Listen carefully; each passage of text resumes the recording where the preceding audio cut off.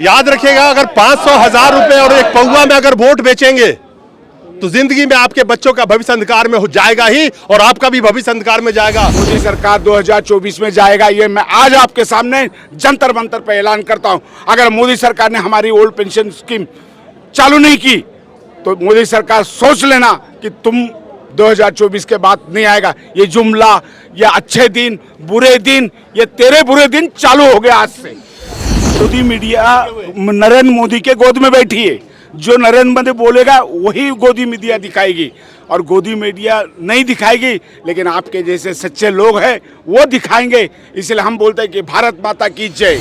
Ordnance factory की बात हो, हर चीज तो प्राइवेटाइज किया। सुबह उठ के आप नौकरी पे पहुंचते होंगे, कहीं ना कहीं मन में रहता होगा पता नहीं आज क्या होगा। ये हाल बना रखा है। ये तो मोदी साहब का जुमला है। वो जुमला करते करते अभी वो जुमला 2024 में नहीं रहेगा।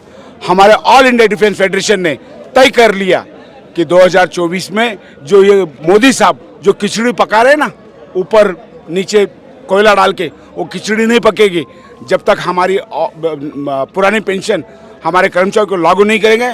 मोदी का 2024 का सपना हम चूर चूर करके रहेंगे, ये हम आपसे इसी जंतर मंतर में वादा करते हैं। और आपको एक चीज बताता हूँ, आपको एक चीज बताता हूँ। सेंट्रल गवर्नमेंट में सिविलियन एम्प्लॉय करीब 41 लाख सैंक्शन पोस्ट है, 32 लाख उसमें से भरे हुए हैं, 8 लाख खाली हैं। मैं सिर्फ सवाल इतना रखना चाहता हूं कि आप सारे एम्प्लॉय का वोट किस तरह से लिया जाएगा आपको पता भी नहीं चलेगा।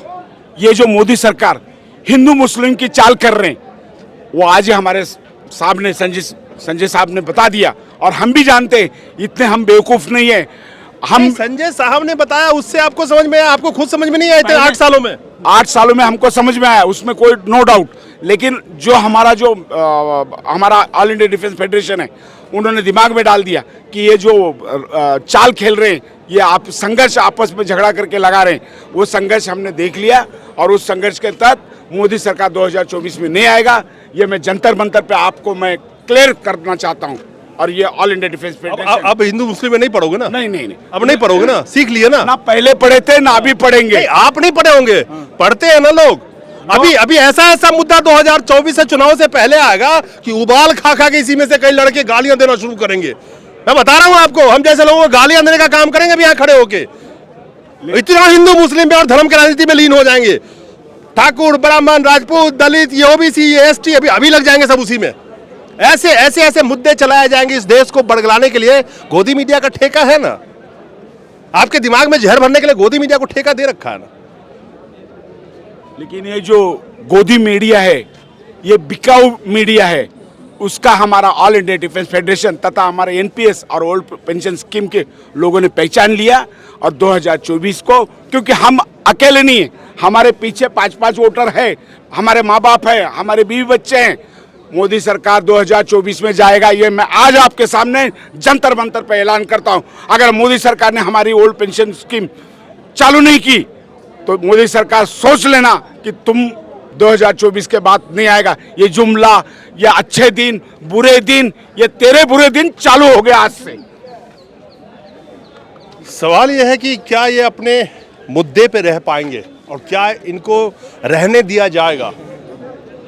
इस देश को अगर बर्बादी का इतिहास लिखा जाएगा, चाहे इनकी भविष्य की बर्बादी हो या नौजवानों को भविष्य की बर्बादी हो, इनके बच्चों की बर्बादी हो, गोदी मीडिया का नाम सबसे पहले आएगा। और मैं हमेशा कहता हूं, ये 10 साल लौट के उन नौजवानों की जिंदगी में कभी नहीं आएगा जिनकी जॉब की उम्र निकल गई।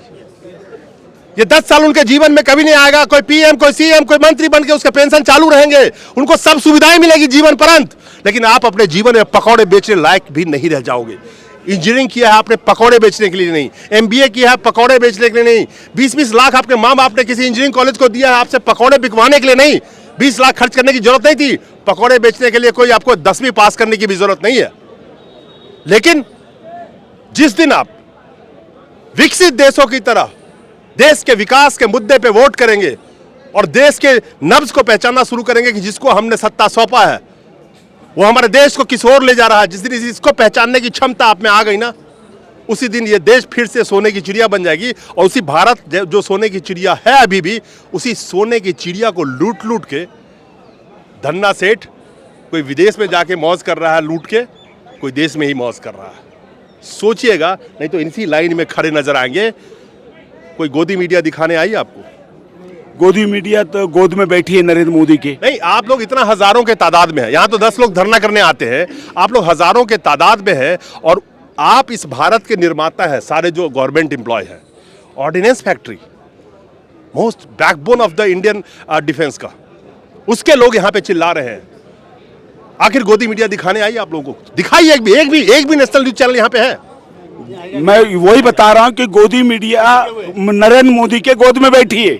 जो नरेंद्र मोदी बोलेगा वही गोदी मीडिया दिखाएगी, और गोदी मीडिया नहीं दिखाएगी, लेकिन आपके जैसे सच्चे लोग हैं वो दिखाएंगे। इसलिए हम बोलते हैं कि भारत माता की जय।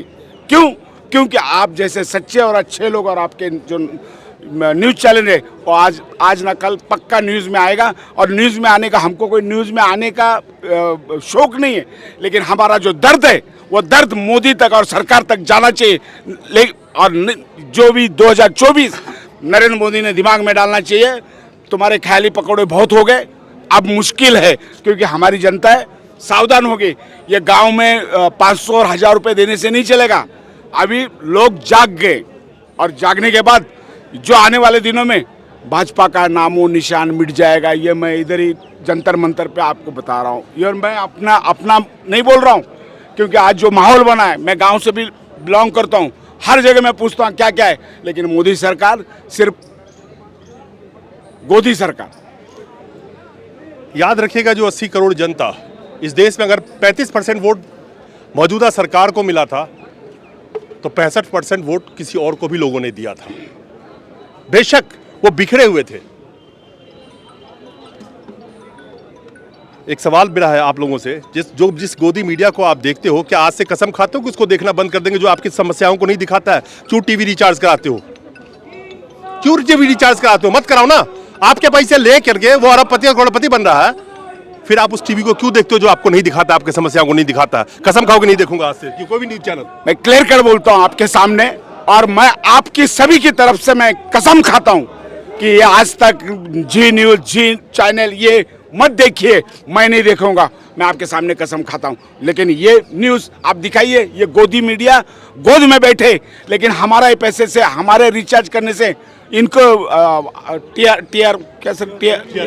टीआरपी मिलती है, जो टीआरपी मिलती है, और हमारे दम पे इनको टीआरपी मिलती है। का पैसा का एडवर्टीजमेंट भी मिलता है, आप देखते हो तब एडवर्टाइज का पैसा भी मिलता है। लेकिन हमारा कहना यही है, हम कसम खाते हैं, एडवर्टीजमेट का पैसा आपका टैक्स का पैसा है जो सरकार देती है एडवर्टीजमेंट, तो इसीलिए हम कसम से, जो नमक खरीदते हो उसमें भी टैक्स देते हो।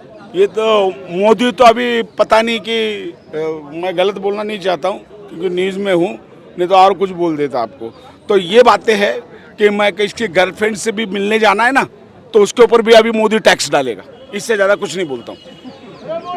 याद रखिएगा, अगर 500 1000 रुपए और एक पौवा में अगर वोट बेचेंगे तो जिंदगी में आपके बच्चों का भविष्य अंधकार में हो जाएगा ही, और आपका भी भविष्य अंधकार में जाएगा। लेकिन दिनकर जी ने कहा है, लेकिन होता भूडोल भवंडर उठते हैं, लेकिन होता भूडोल भवंडर उठते हैं, जनता जब कोपाकुल होकर भ्रिकुटी चढ़ाती है। कोपाकुल मतलब कष्ट से, दुख से, और भ्रिकुटी मतलब भौएं, गुस्से में। लेकिन होता भूडोल भवंडर उठते हैं, जनता जब कोपाकुल होकर भिकुटी चढ़ाती है। दो राह समय की घर घर ना सुनो, सिंहासन खाली करो कि जनता आती है। नमस्कार।